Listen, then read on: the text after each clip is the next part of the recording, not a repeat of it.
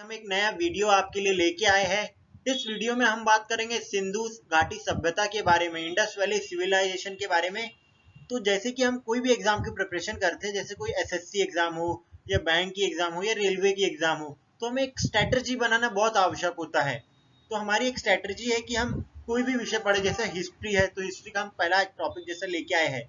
पहला चैप्टर में जैसा सिंधु सभ्यता के बारे में है, तो हम एक टॉपिक वाइज पढ़ते हैं ना, तो जल्दी होता है हमारा और अच्छे से प्रिपरेशन होता है। तो उसी तरह आज हम एक हड़प्पा सिविलाइजेशन के ऊपर 50 एमसीक्यूज लेके आए हैं, और इसको पढ़ने के बाद आपको कुछ और पढ़ने की आवश्यकता नहीं है। सिंधु सभ्यता से रिलेटेड इसी में सब पूछ लेंगे, इसी में से सब आएगा, आपको कंफर्म है एग्जाम में।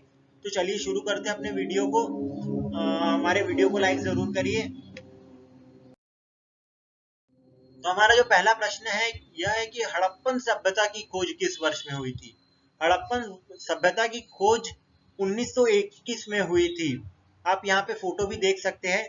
पाकिस्तान में इस वक्त रेलवे का काम चल रहा था जब इसकी खोज हुई थी। हमारा अगला प्रश्न है किस स्थान पर हड़प्पन समय के रथ की एक प्रतिमा प्राप्त हुई थी। तो देमाबाद स्थान पर रथ की एक प्रतिमा प्राप्त हुई थी। अगला प्रश्न हमारा निम्नलिखित में से कौन सी सभ्यता अपने नगर नियोजन के लिए प्रसिद्ध है। तो इसका उत्तर सिंधु घाटी सभ्यता है। ये एसएससी सीपीओ 2017 में पूछ चुका है, तो इसे बहुत ध्यान रखिए। और जहाँ पे भी यहाँ पे ऐसा लिखा है एग्जाम में पूछा है, तो आप उनको जरूर ध्यान में रखिए, क्योंकि रिपीटेड क्वेश्चन आते हैं हर बार एग्जाम में, चाहे वो यूपीएससी के एग्जाम हो या रेलवे की एग्जाम हो, हमेशा रिपीटेड क्वेश्चन आते हैं। हमारा अगला प्रश्न है सिंधु घाटी सभ्यता में कलिबंगा निम्नलिखित में से किसके लिए प्रसिद्ध है। तो मिट्टी के पात्र के लिए कलिबंगा प्रसिद्ध है। अगला प्रश्न है सिंधु घाटी सभ्यता में लोथल निम्नलिखित में से किसके लिए प्रसिद्ध था। तो बंदरगाह के लिए लोथल प्रसिद्ध था सिंधु घाटी सभ्यता में। अगला प्रश्न है निम्नलिखित में से एक सिंधु घाटी सभ्यता के खोजकर्ता थे। तो यहाँ पे जो चार ऑप्शन में से दयाराम साहनी है, वो सिंधु घाटी सभ्यता के खोजकर्ता थे। सिंधु घाटी सभ्यता में धौलावीरा निम्नलिखित में से किसके लिए प्रसिद्ध था। तो यह जल संरक्षण के लिए प्रसिद्ध था धौलावीरा। शतुगई सिंधु घाटी सभ्यता किस देश में है। सिंधु घाटी सभ्यता का एक हिस्सा शतुगई है, तो यह वर्तमान समय में अफगानिस्तान पर है। हमारा अगला प्रश्न है कि मोहनजोदड़ो को किस एक अन्य नाम से भी जाना जाता है। तो इसका जो उत्तर है माउंट ऑफ डेथ, मृतकों का टीला है। निम्नलिखित में से कौन सी धातु हड़प्पन सभ्यता में पाई गई थी। तो इसका उत्तर नहीं पाई गई थी, तो इसका उत्तर है लोहा। सोना पाया गया था, तांबा पाया गया था, चांदी पाई गई थी, पर लोहा नहीं पाया गया था। इसे जरूर ध्यान में रखिए, ये बहुत इंपॉर्टेंट क्वेश्चन है। और हमारे वीडियो को लाइक करते रहिए और चैनल को भी सब्सक्राइब कर दीजिए। नर्तकी की मूर्ति कांसा निम्नलिखित में से किस सभ्यता में पाई गई है। तो सिंधु घाटी सभ्यता में नर्तकी की मूर्ति पाई गई है। जैसे कि यहाँ पे आप देख सकते हैं, फोटो में दिया है कि एंशिएंट इजिप्ट में जैसा पिरामिड फेमस है, तो वैसे ही सिंधु घाटी सभ्यता में ये मूर्ति फेमस है। इसके लिए इंडस वैली सिविलाइजेशन में ये मूर्ति फेमस है जो यहाँ पे बनी हुई है। नर्तकी की मूर्ति इसे कहते हैं। निम्नलिखित में से किस हड़प्पकालीन स्थल में भवन निर्माण के लिए कच्ची ईंटों का प्रयोग बहुत में किया गया था।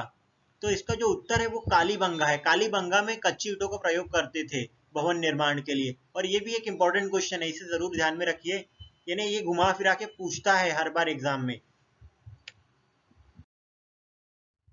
अगला प्रश्न है हड़प्पा सभ्यता युग की किस युग की थी। तो कांस्य युग की थी हड़प्पा सभ्यता। अगला प्रश्न निम्नलिखित में से कौन सा तत्व पुरातत्व अवशेष के रूप में लोथल में नहीं पाए गए थे। तो उत्तम किस्म के जौ नहीं पाए गए थे लोथल में। निम्नलिखित में से कौन सा हड़प्पकालीन स्थल गुजरात में स्थित नहीं था। तो यहाँ पे जैसे चार ऑप्शन दिया, लोथल, देमाबाद, सूरतकोदा, धोलावीरा। तो इसका उत्तर देमाबाद है। देमाबाद नहीं स्थित था गुजरात में।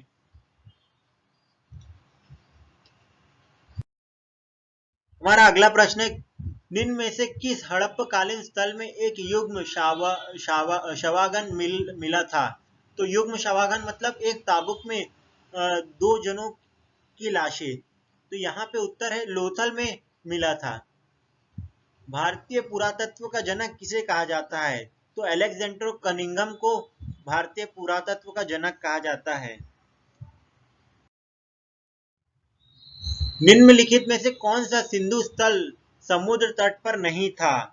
तो कोट दीजी नहीं था समुद्र स्थल पर।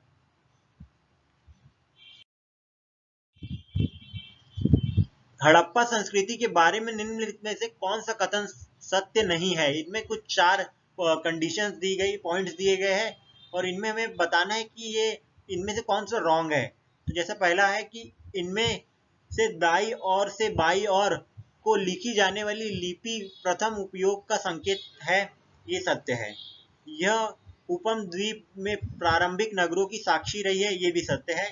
इसे मूर्ति बनाने की कला के एक माध्यम के रूप में लोह का सबसे आरंभिक ज्ञात उपयोग का प्रमाण है, ये उत्तर गलत है यहाँ पे कि लोह का उपयोग करते ही नहीं थे सिंधु सभ्यता में, मतलब ये यहाँ पे रॉन्ग स्टेटमेंट है। और आखिरी स्टेटमेंट है, इसमें मूर्ति बनाने की कला के एक माध्यम के रूप में पत्थर के सबसे आरंभिक ज्ञात उपयोग का प्रमाण मिलता है, यानी ये उत्तर सही है। यहाँ पे फोटो देख सकते हैं, पत्थर से बनी मूर्ति है।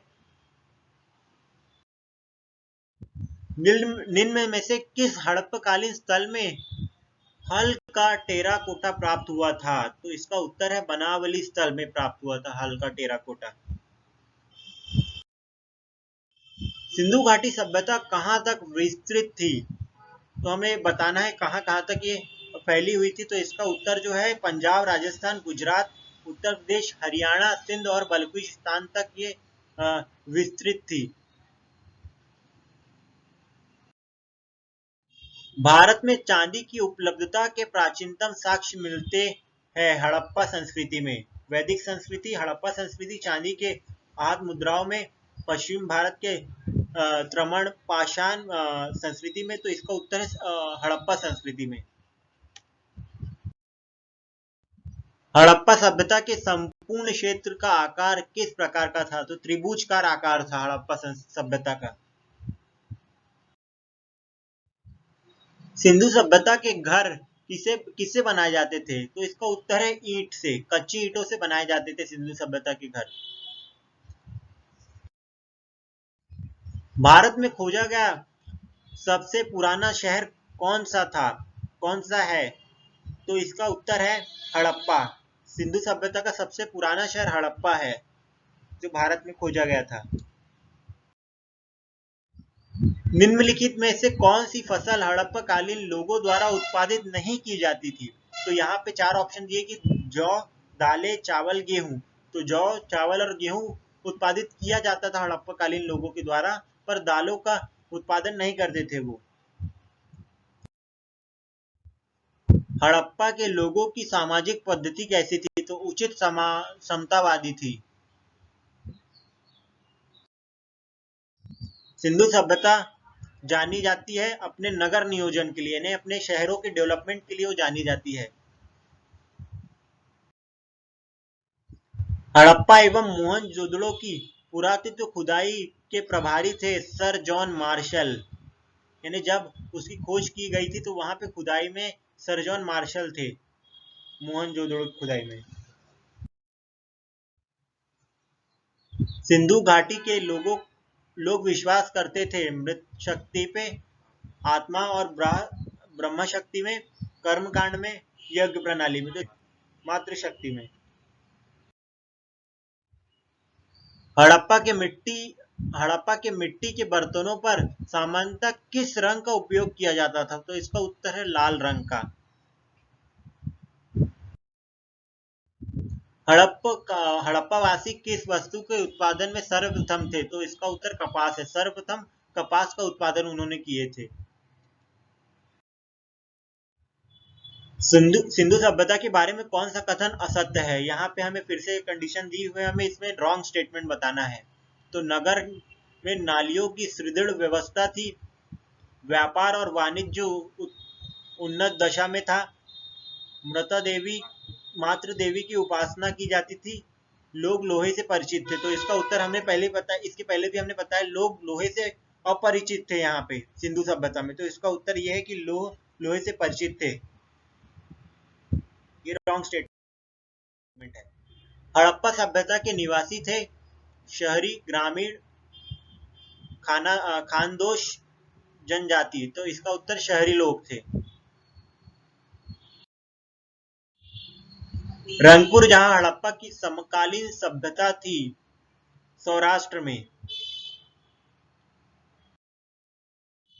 मोहनजोदड़ो कहाँ स्थित है?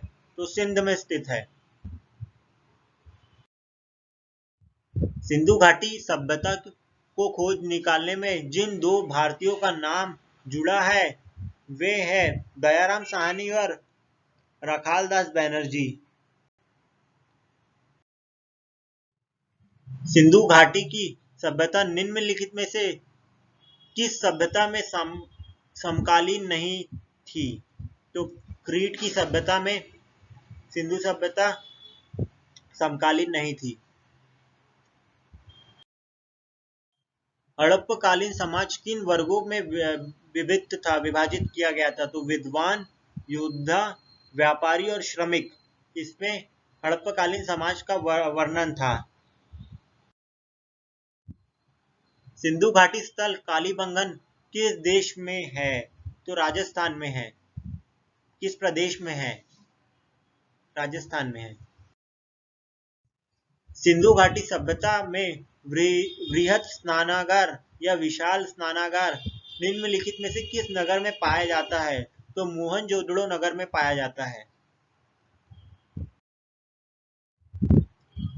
अब यहाँ पे फिर से दो कंडीशन दी हुई है, हमें बताना है कि दोनों का रिलेशन है और सत्य कौन, रॉन्ग राइट बताना है यहाँ पे अपने को।